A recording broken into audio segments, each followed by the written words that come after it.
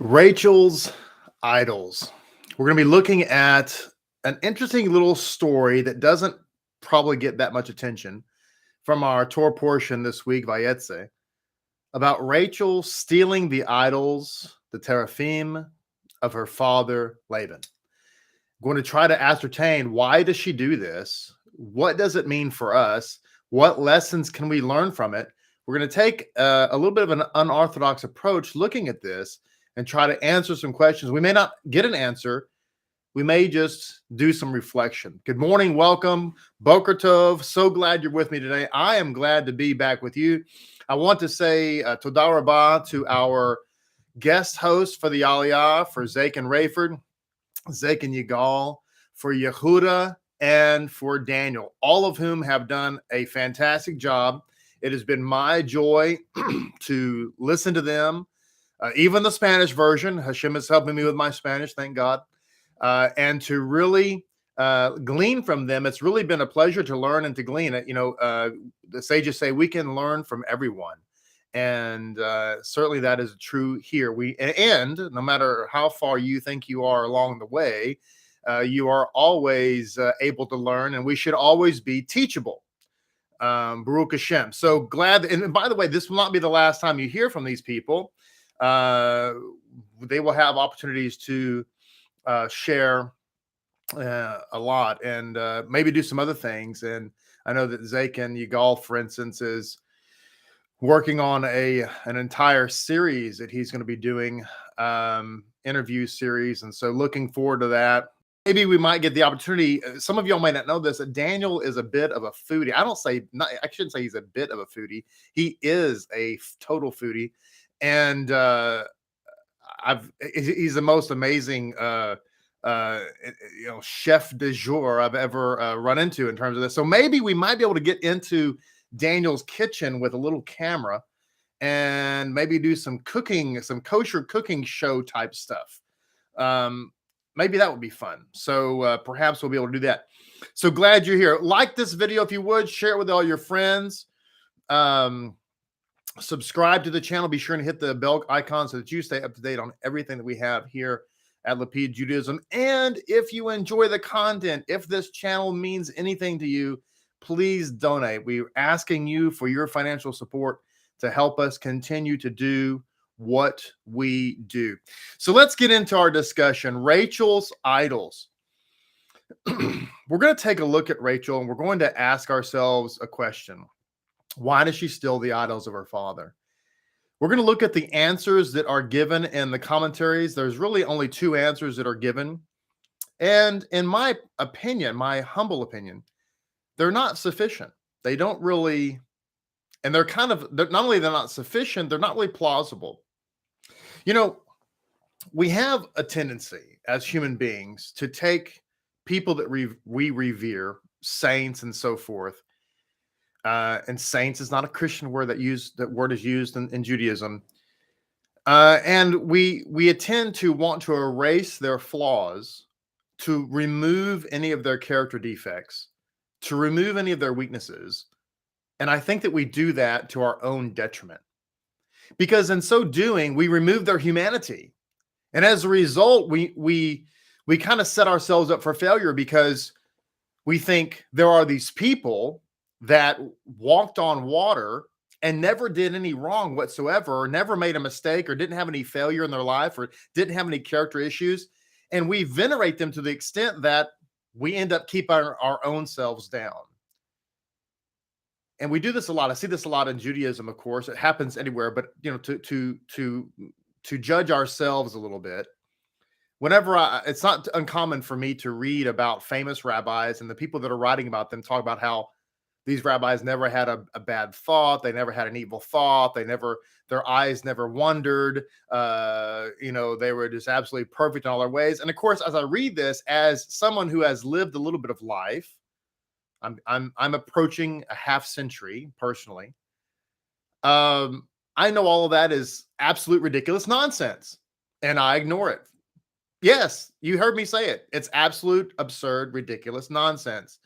The idea that, are they good rabbis? Are they great rabbis? Are they great men, great leaders? Of course.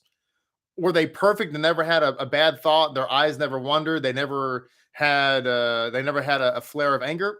Of course not. That's idiotic and stupid, and frankly should be laughed at. And to believe it is to set myself up for failure, to set yourself up for failure. Now, why do we do that? Because we want to believe that they're perfect. We want to believe that the captain of the ship never has a moment of concern, never has a moment of I hope what I'm doing is the right thing. We hope that to be true, but it's not true. And don't let that be a discouragement to you. Let it be an encouragement to you, because people who have been great and who have been or were great people also had flaws. They were also human beings. And so a lot of the discussion today about Rachel and her idols is really about that. It's about looking at the whole story of Rachel's life and scratching our head a little bit and go, let's back up and think about this. It's not to diminish Rachel. She's a matriarch, but she had flaws. And if you look at the lives of Jacob, would you agree with me? Maybe you would, maybe you wouldn't. Would you agree with me that Rachel gets the lion's share of the attention? Would you agree with me that Rachel, of all of Jacob's wives, she's the one that kind of, when you think of Jacob, you think of Rachel? And really, is that fair? I'm going to suggest that is the true, and I'm going to suggest that it's not fair. Because really, of all of his wives, the one who was the most spiritual, the one who was the greatest of all, was Leah. And that's why she's buried with him in Machpelah.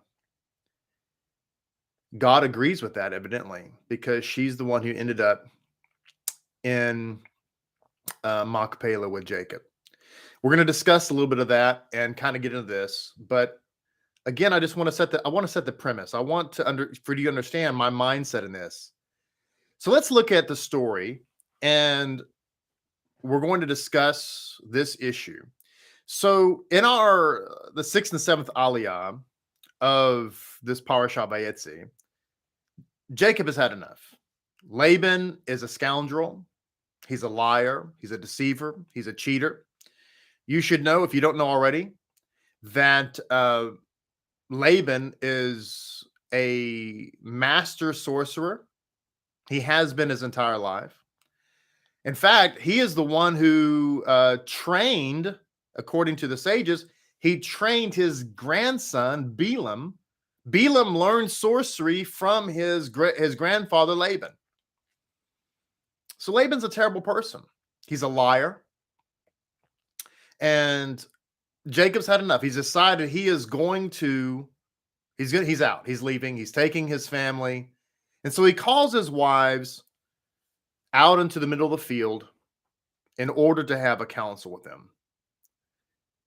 It says that and this is in chapter 31, that he calls Rachel and Leah out to the field, and he's going to have a council to discuss whether or not they should leave.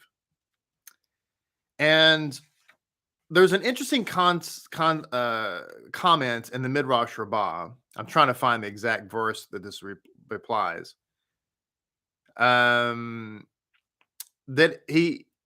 It says in here that Rachel, he calls them out to a meeting, and Rachel responds first.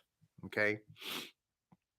It says in verse 4, Jacob sent and summoned Rachel and Leah to the field to his flock and said to them, and he goes on to explain how their father Laban has deceived him. He's changed their wages 10 times and explained the whole mating thing about the speckled ones and the striped ones and how he changed it back and forth. And the Midrash brings down that every time that Laban would change his mind, the angels would make sure that whichever one that Laban was supposed to get, in other words, if Laban said, okay, I'll take the speckled ones, and then he changed it. Oh, no, I want the striped ones. Well, whatever it was, the angels made sure that Jacob got whatever it was he was supposed to get. Okay, that makes sense. So he's explaining all this. Then in verse 14, it says, then Rachel and Leah replied and said to him, have we still a share in the inheritance of our father's house? Have we not considered are we not considered by him as strangers? For he has sold us, even totally consumed our money. But all the wealth that God has taken away from our father belongs to us and our children. So now whatever God has said to you, let's do. Now, I want to begin by saying, because this kind of sets the premise, that the Midrash brings out that one of the reasons that Rachel is going to later die, and of course, there's some dispute about this, what I'm about to say, dispute among the sages, but let me just say it, is because she spoke up first. That in this council meeting, that it says, then Rachel and Leah replied. And so the Hebrew is indicating that Rachel spoke and then Leah spoke. But the sages of the Midrash Rabbah bring down that really what should have happened is that Leah should have spoken first, because her sister Rachel should have given deference to Leah as the elder sister, and she didn't. And as a result of that, she perished in childbirth. Now, the sages are going to come back and disagree and say, well, no, that's not really why she died. She died because of the curse that Jacob spoke unintentionally over her. But the point is made, and the point is this. We're dealing here with Rachel specifically and her character flaws. And my intention, as I stated from the onset, is to bring them back to our own lives and ask ourselves these questions. Because in as much as we can learn from the greatness of our patriarchs and matriarchs, we can and should also learn from their failure, if for no other reason to know that teshuvah is possible. We can apply this to literally any hero of the Bible, right? Any hero. But looking specifically at Rachel, we can say, do we have these character flaws in our life? And if we do, how do we deal with them? And the sages say that Rachel's issue is that she feels superior to Leah. She feels superior. As a result, she speaks up first. And as a result, she is reprimanded from heaven. That's what the sages say in the Midrash Rabbah.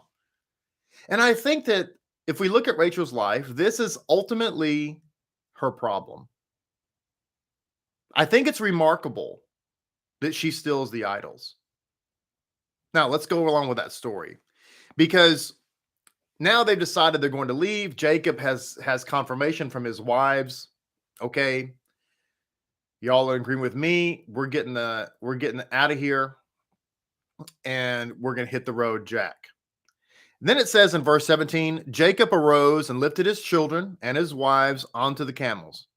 He led away all his livestock and the wealth which he had amassed, his purchased property which he had amassed in Padam Aram, to go to his father Isaac to the land of Canaan. Now the sages bring down another point here, and they say, look, this is indicative of that Jacob had his priorities right, because in Jacob's mind, the most important thing was his children, because his children are his legacy. This is why it says his children and his wives, as opposed to his wives and his children. The point I want to make with that is that everybody here is gathering their stuff, the things that matter to them, the things that are most important to them, the things that are critical to them. In this case, Jacob's gathering his children and his wives. Ostensibly, his wives should be, one would think, gathering the things that mean something to them, things that are important to them. And then it says in verse 19, Laban had gone to shear his sheep. So Laban is gone. He's busy. Okay. He's gone to shear the sheep. And Rachel stole the teraphim that belonged to her father. And that's the verse we're going to stop at. And it goes on to talk about Jacob leaving. It goes on to talk about the pursuit of Laban and how Laban overtook Jacob, et cetera, et cetera. But we're going to pause there and say, all this is going on. Everybody's getting ready to leave, take their stuff, go their own way. And while Laban is shearing his sheep, what does Rachel do? She goes in and she steals the teraphim that belonged to her father. Question is why? What's remarkable about this is that here you have a matriarch who is stealing idols. She doesn't tell her husband Jacob, and this is important. I want you to think about this, because I'm going to point out here in just a minute, with God's help, the two reasons that are given as to why Rachel does this. And both of which, if we just take them at face value, seem plausible and seem, frankly, hey, she's an upstanding person. This makes a lot of sense. So I'll ask you a question. If that's the case, why doesn't Jacob know? Why doesn't Leah know? Why doesn't Zilpah know? Why doesn't Bilhah know? How come Rachel doesn't tell anybody? She goes in to steals the idols. If her intentions are good and she has a good reason for doing it, how come nobody knows about it? Could there be something else at play here? Could there be something else going on in Rachel's heart and mind that she doesn't want people to know that she stole the idols? There may be a good reason why Rachel doesn't tell her husband or her sister wives. There could be a good reason why she endures the curse and still doesn't speak up. We're going to get that a little later, but let's not forget that Jacob says, "Cursed unto death be anyone who has these idols." And she hears that and says nothing. So let's think about that, because I think there's a lot more at play here that we can possibly learn from, as I said, by embracing the fallacy, or not the fallacy, but embracing the character flaw of Rachel. So she goes in and steals her father's idols. Interestingly enough, there is not a whole lot of commentary on this. And I find this to be true in Judaism when it's trying to deal with issues that are, frankly, hard to deal with. There's not a whole lot of commentary spin on it. It just kind of blimped over. Like, yeah, she stole the idols. Here's why we think she did it. Anyway, so Laban goes after Jacob, and it's kind of understandable, right? Somebody that we know is a great person does something really horrible, and we don't know how to answer it. And I think it goes back to this concept of, when we have great people in our life, we just don't want to think that they're human beings. But as I said, I think that we do ourselves a disservice, because we should be able to, as mature adults, understand and say, okay, you're a great person and you have a flaw in your life. Hello, so do I. Which means you can be a great person too. You understand what I'm trying to tell you right now? King David had somebody murdered and committed adultery. Hello. I'm just saying, this is the kind of thing that I'm talking about. So let's look at the reasons given. There's two basic reasons that are given as to why Rachel stole the idols, both of which I think are not very plausible. Let's look at the reason given, number one. This is in the Midrash Rambam. It says, "But Rachel had no intention in stealing the teraphim other than for the sake of heaven." Really? Well, why is that? Well, it says here, the Midrash elaborates. Rachel said to herself, "How can I depart and leave this elderly man Laban with his corruption of idolatry?" Therefore, the verse had to state, Rachel stole the teraphim that belonged to her father. So the Midrash Rabbah gives the answer, or gives an answer, which is she wanted to help her dad wean himself off of idolatry. Really? Well, the Midrash states here also in a commentary, I should say, to the Midrash, that he's 120 years old. 120 years old. So Laban has been practicing idolatry and or sorcery for 120 years. The question I would have is, why now? The concept, as elaborated in other commentaries, is that perhaps by stealing his idols, it would give him a break from idolatry, and therefore give him the opportunity to reflect and say to himself, now that I've had some time away from my idols, I realize that this isn't really kosher. Okay. Question I have is, why does Rachel wait until now to do that? Why didn't she do this years ago? Why didn't she steal the idols and throw them off a cliff and just claim, I don't know where they went? Why is it now that she steals them? And why is it that she's stealing them when it just so happens everybody's collecting their most precious things in order to leave town? Isn't it a little curious that everybody's packing their bags to leave forever? So therefore, everybody's going and packing their favorite jewelry, packing their most important siddurim, their favorite humash, packing their favorite dresses. What does Rachel do? She goes and steals some teraphim, and she doesn't tell anybody. How come she doesn't tell Jacob or her other sisters? By the way, I'm taking Dad's teraphim because it's time for him to stop practicing idolatry. Everybody agree? Amen. All right. More importantly, why does she keep them? She's supposed to be married to Jacob. She's supposed to hate idolatry because she is now a Jewess. You're not supposed to have idols in your possession as a Jew. Did you know that? You're not supposed to keep idols. The Torah tells us if you keep an idol, you will become destroyed like it. Okay? So if she's going to steal the idols because she wants to wean her father off of idolatry, why does she keep them? She intends to mail them back to him, UPS, FedEx. She's only going to keep them for a little bit and then return them. They're idols. Why doesn't she take them and destroy them? Why doesn't she take them and bury them in the desert? Why doesn't she take them and throw them into the fire? Does she intend to give them back? Is that what she wants to do? Well, maybe we can say because we're trying to think the best of somebody that's maybe what she was doing, but I just don't see it. It doesn't make any sense to me. Somebody who, like myself, I like to approach things logically, and logically, this doesn't make any sense whatsoever. It's basically the Zohar agrees. It's basically just it more or less parrots the Midrash and saying that on the one hand, she took them because she wanted to wean her father off of idolatry. But then we have the other explanation that is given. This one is found in Rabbeinu Bachya amongst some other sources, but it's also parroted in the Zohar. And that is that the other reason that she took them, now that we have another reason, that implies that no one really knows the reason.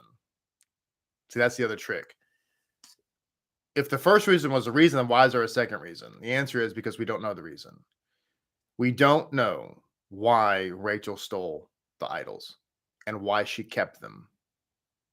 See, that these are all important questions. But the second reason given, because we really don't know, is that these teraphim spoke to Laban.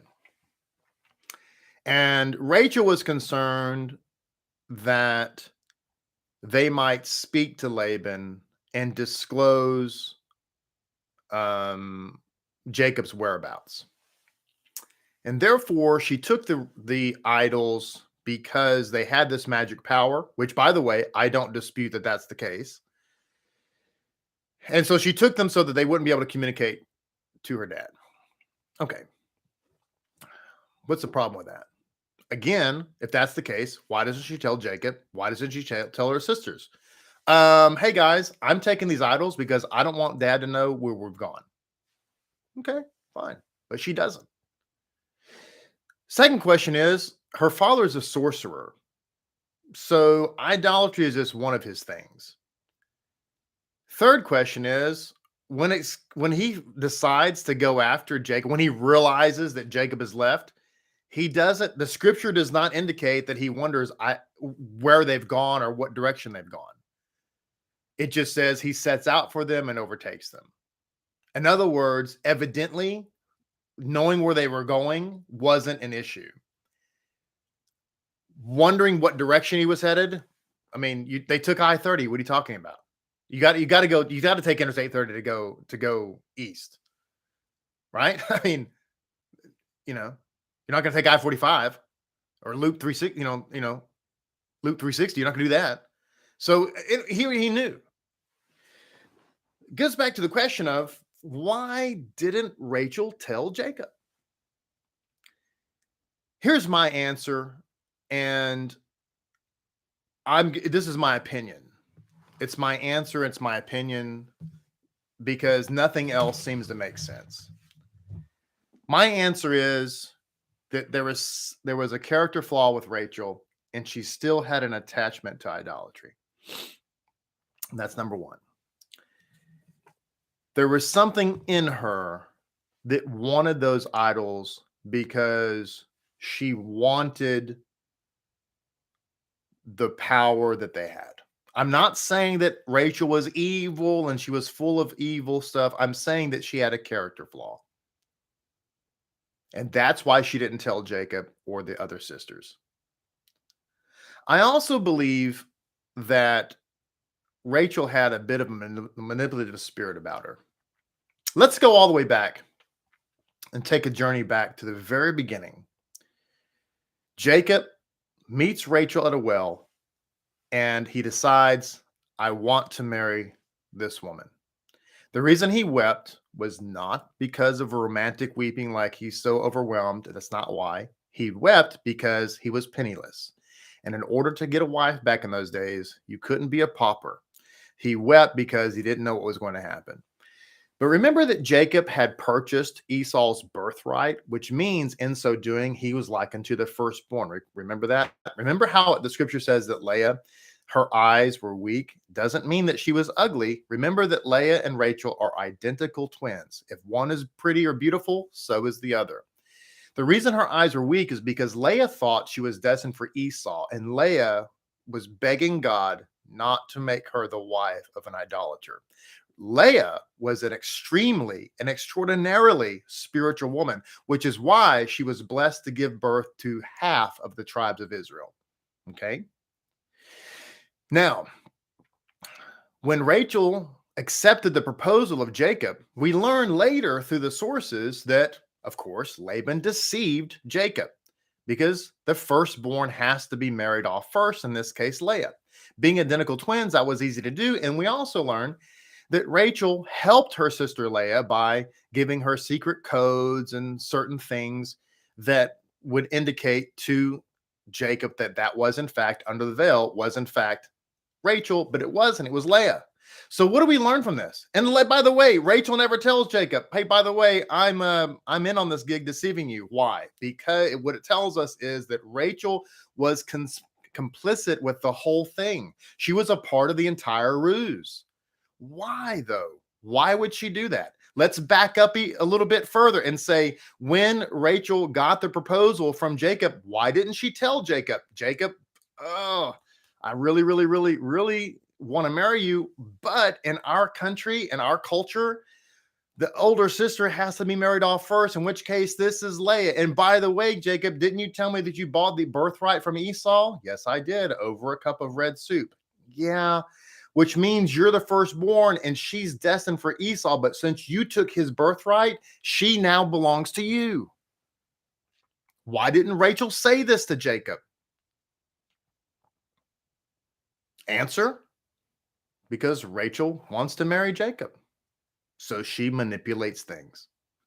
Now you're asking yourself, why would she do that? Why would she play along with this whole ruse with Laban? Why would she play along and trick Jacob into marrying Leah? Answer, because Jacob can't marry sisters according to Torah. I'm sorry, what? Yeah, Torah law forbids marrying sisters at the same time. You can marry them after one has died, but you can't be married to them both at the same time. Okay, so how does this happen? Well, so Jacob works for 7 years thinking he's going to marry Rachel.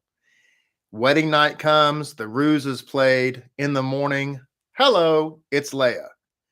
In his haste, he tells Laban, Jacob tells Laban, I'll work for another 7 years for Rachel. So Laban says, deal. You work for me 7 years, wait 1 week, and I'll give you Rachel. So he takes her.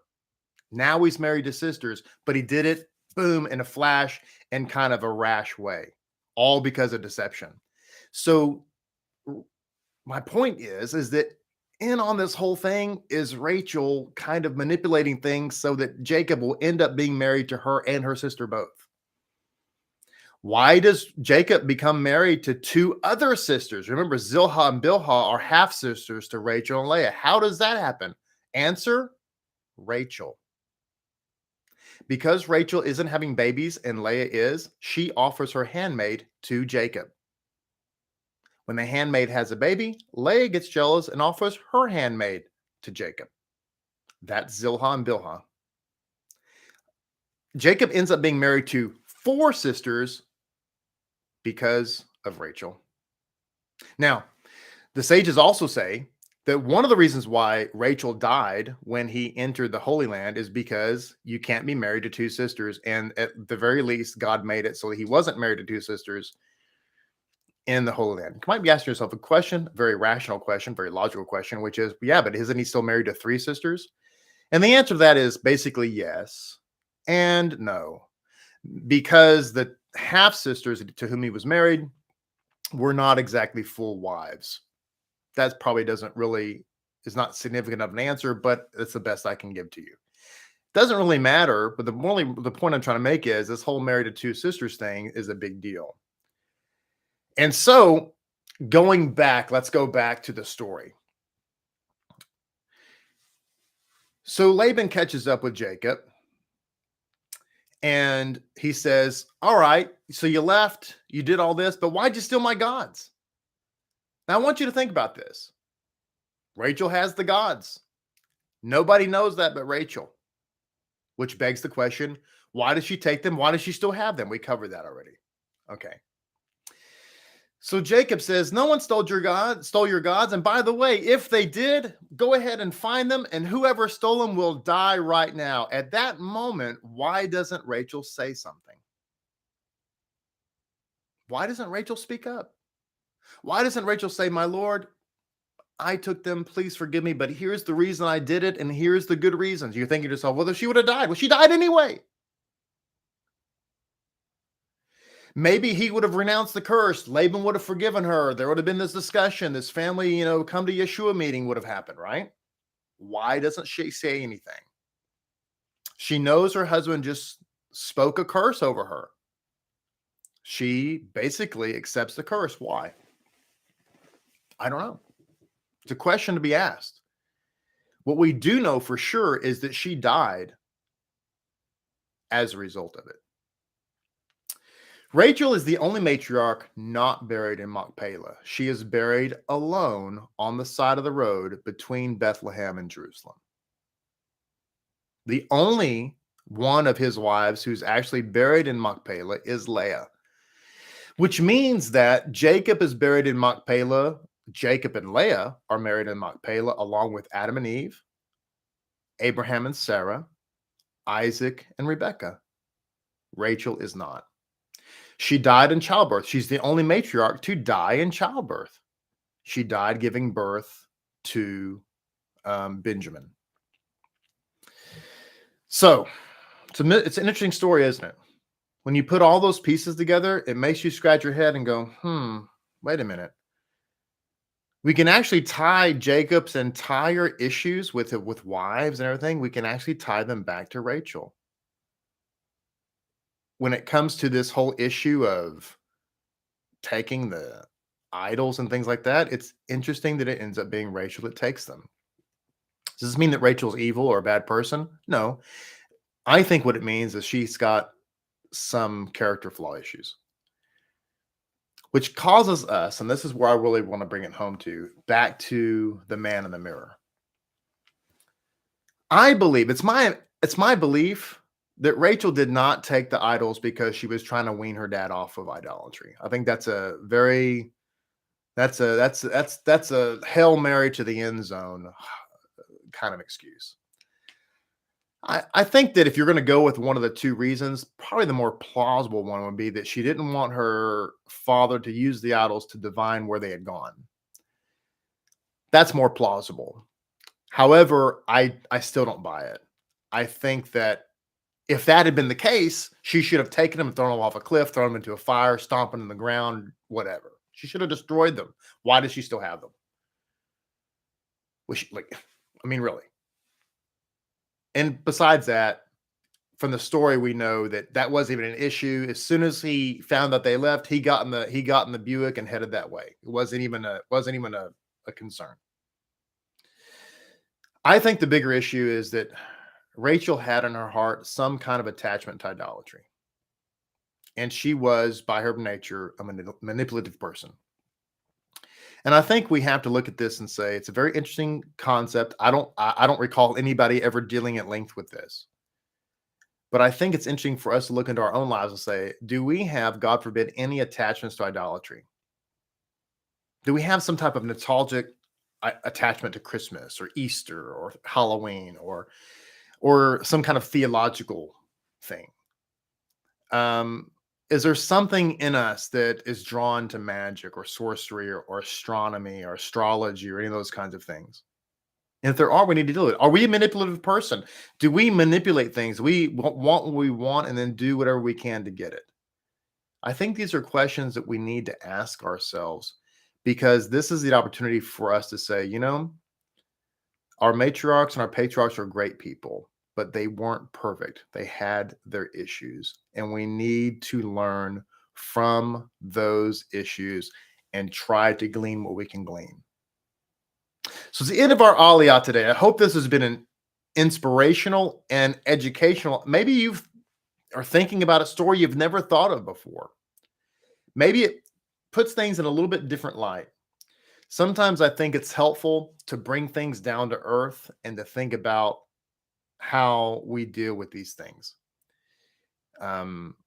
Maybe we need to look into our own lives and say, where do I need to bring correction in my life? What's setting me up to potentially having a curse? And remember something else.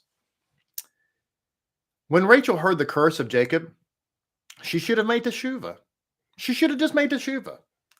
Sometimes we don't make teshuvah because we're full of pride, we're full of fear, you know, whatever. Don't delay making teshuvah. The minute she heard that curse, she should have said, my Lord, I am sorry. Do you think you think that Jacob would have killed Rachel? You think Laban would have killed her? Of course not. Of course he wouldn't. He would have renounced his curse. He would have rebuked his wife, reproved her. Jacob would have done the same. Laban would have done the same thing, and everything would have been fine. All because she didn't make teshuvah, which is a third lesson we can learn from this incident. So, Rabbi, for being here. Like this video, share it with your friends. Make a comment below. Disagree with me if you'd like. If you've heard another commentary on this topic that I'm not aware of or didn't mention today, put that in the comments below. Let me know your thoughts. Shabbat shalom to all of you. I will look forward to being with you in synagogue tomorrow. Until then, have a beautiful, blessed time. Like this video, share with your friends, and subscribe to our channel. And more importantly, have a great and wonderful prep day. Shabbat shalom to all of you.